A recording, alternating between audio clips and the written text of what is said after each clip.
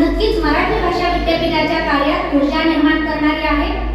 मराठी भाषा विद्यापीठाद्वारे प्रत्येक रक्तात रुजवली जाईल, कारण मराठी भाषा जगली तरच मराठी माणूस जगेल। या मराठी भाषा संवर्धन पंधरवड्याच्या पावन प्रसंगी मान्यवरांचा सत्कार आपण पुष्पगुच्छ आणि शाल श्रीफळ देऊन करत आहोत। मराठी भाषा विद्यापीठाचे माननीय कुलगुरू डॉक्टर अविनाश आवलगावकर सर यांचे स्वागत अधिष्ठाता डॉक्टर कोमल ठाकरे सर करतील।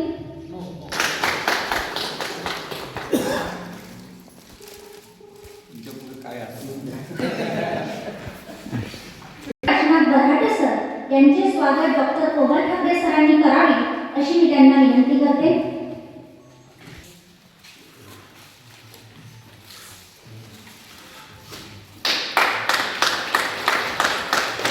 आपल्या दुसऱ्या प्रमुख अतिथी डॉक्टर नंदा नांदुरकर मॅडम यांचे स्वागत मॅडम करतील।